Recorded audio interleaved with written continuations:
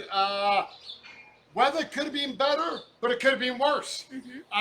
So that's important to remember that, you know, it is spring, it's not summer. We're going to get up days and we're going to get down days. Moisture is good for the soil. It might not be awesome for us, but it's very important to the garden, especially at this time of year. All the new things that are happening in the garden, we're going to talk more about that next week. I feel like my flowers are going to fall. They're going to fall down. No. He tried so hard. If my flowers fall, we're not too worried. We always have little disasters here. But next week, we're going to discuss the garden waking up and how this moisture, and even on the cooler days, it's not a bad thing. These are all things that we have to be able to adapt to and work around. I don't know about you guys, but one thing I do every day, one of the first things I do is check the weather. If I don't like the look of it on one app, I check it on another one. And if I get 2 or 3 saying the same thing, I either get smiley face or sad face. Yeah. But today, we're going to talk about seeds. And all of this week, we're going to discuss seeds and whatnot. And as always, we're going to start at the very basic with what a seed is. We're always going to try and understand what we're working with, so that when we do work with it, we get better. And then we'll talk about growing and germination. And then this week, we're going to get our hands dirty, and we're going to do some planting. So, first and foremost, what is a seed? And again, I think a seed is one of those things we can all recognize a seed. A sunflower seed, yeah, these are going to fall out. A sunflower seed is a very common one. We can all identify it. You know, a quick sketch here. They're elongated and they kind of got the black stripes going on. And they're one of the largest seeds, and they're also really tasty. And they also grow amazing sunflowers. We all love sunflowers. But what is a seed? What is the difference between the sunflower seed that we all recognize and microgreen seeds like these? What is the difference between them? Other than the plant they grow, which of course is going to be different, they're foundational. The science is much the same. Much like baby animals. You know, there's a significant difference between a human baby and a kangaroo baby, also known as a joey. There you go. We're going to divert. We're going to be teaching you all kinds of things on this show. Last year, talking about trees, we segued into doing some math. Yeah. But all of the babies need the same thing. They kind of grow the same way, and they need a feed, and then when they're born, they have certain requirements. But they're going to grow up to be vastly different. And it's the same with a seed. So, at the very, very basic definition, a seed is an embryonic plant encased in a protective coating. And all that means is that it's a baby plant. Okay, that's literally all it means. It's a baby plant. If you want to think of the seed coat as the womb almost protecting it, that's kind of what it is.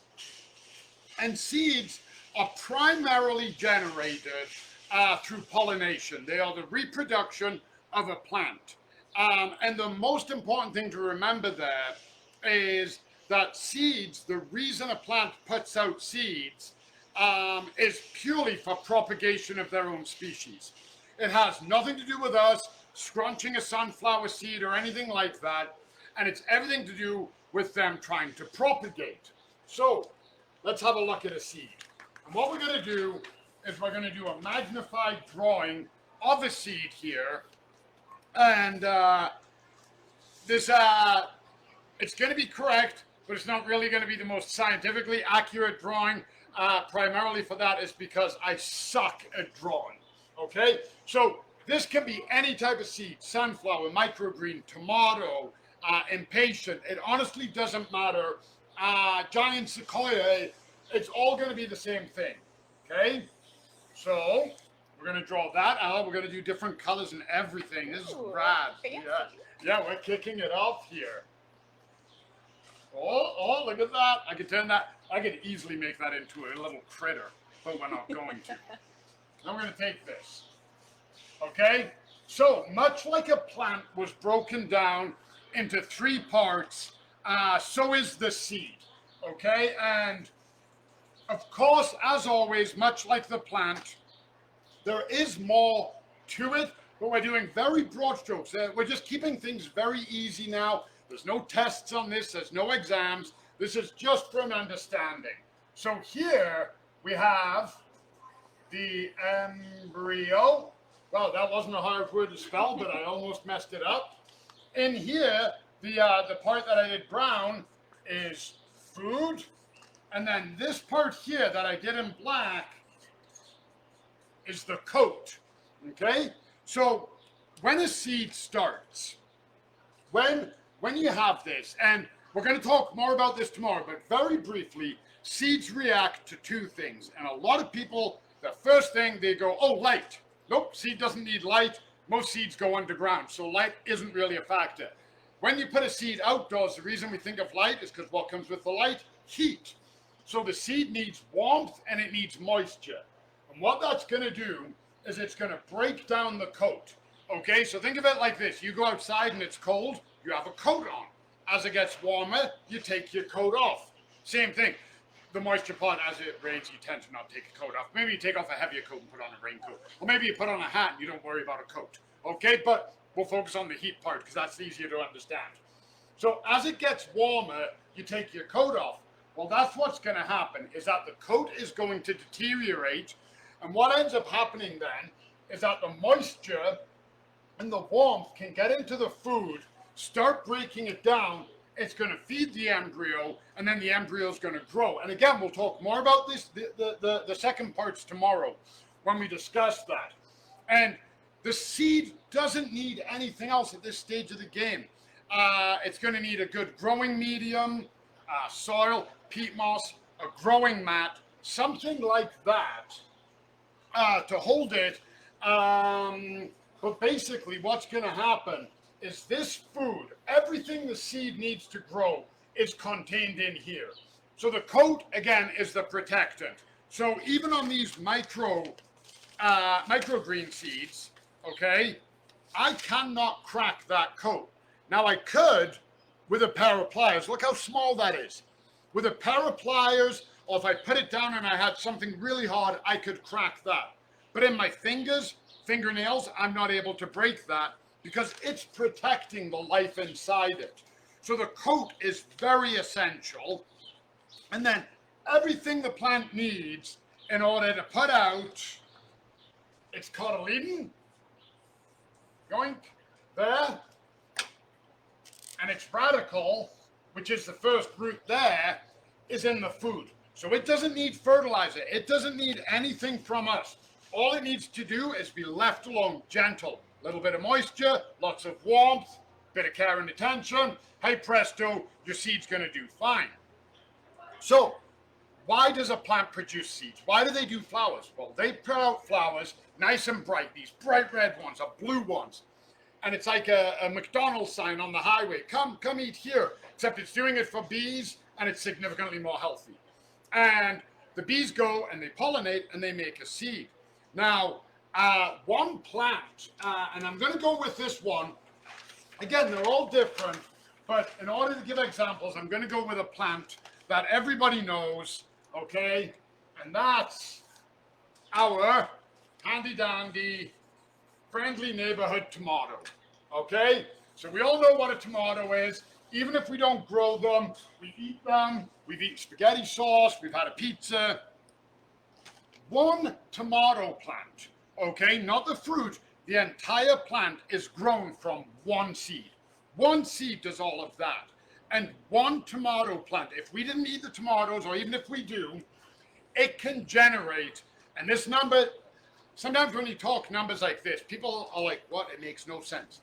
One tomato plant can put out 27,000 seeds, okay? One tomato itself, depending on the variety of tomato, obviously I'm talking more the beefsteak variety, not the cherry, can put out 300 seeds. And the reason for that is, again, It's propagation of the species. It's just a bonus. We like eating tomatoes. The tomato isn't growing that for us. We're just like, oh, these things are awesome.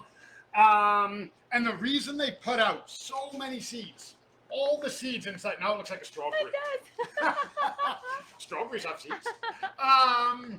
And the reason it puts out so many seeds is for a number of factors. One, it's survival, okay? So the best chance of survival is to create as many more tomatoes as you can. So it's going to do that. And the reason for that is there's no guarantee all of these are going to germinate. The seed might just not be developed properly. Or the other reason are animals. I think everybody is familiar with feeding birds. They absolutely adore seeds. And then lots of other animals. And like I said at the beginning, if you remember, we eat sunflower seeds. There's a ton of food out there that has seeds. Regularly in my smoothies, I put flaxseed and chia seed. There's health benefits in there. There's health benefits with hemp seed. So there are seeds that we eat. We don't even let them develop into the plant. We're eating them at the seed stage. So with the plant putting out 27,000, just make sure, 27,000 seeds, it's giving itself the best chance, because what can happen as well? Tomato plant, okay? We don't harvest it, say, and it drops, boom, drops the tomato. And those seeds all start growing. Well, they're going to grow, but then they're going to start competing against each other. And the strongest one will live. That's going to be the one that can get the most nutrients, grow the quickest, grow the strongest, and be able to resist all the climate changes and whatnot, not be eaten by animals, all of the other things. And then another factor to consider here as well, and again, the plant doesn't know this. They don't have the knowledge of it.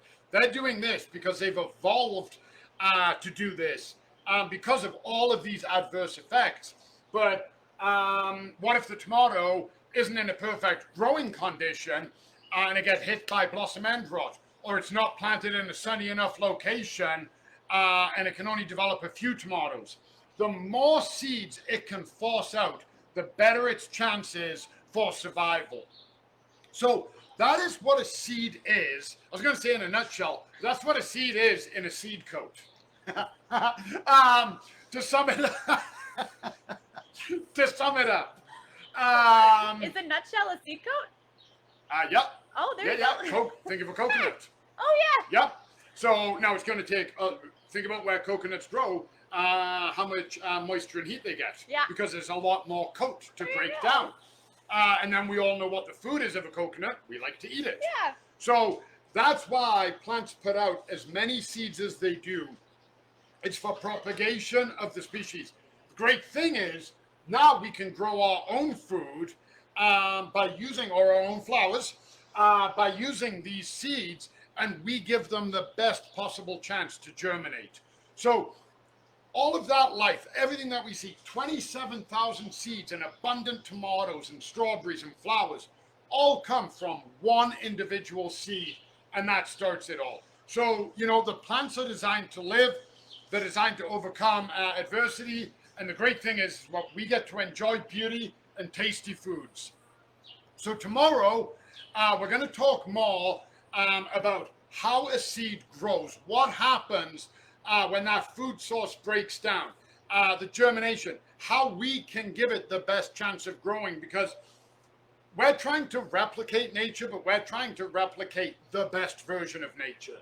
So we're going to give the seeds what it needs to grow, exactly what it would have in the wild, but without the animals eating it, without the cold, without the frost, without the wind. And we're going to talk about that more tomorrow. So have a great Monday, everybody. I hope everybody had a safe and wonderful weekend. And we'll see you all tomorrow. Okay? Bye, everyone.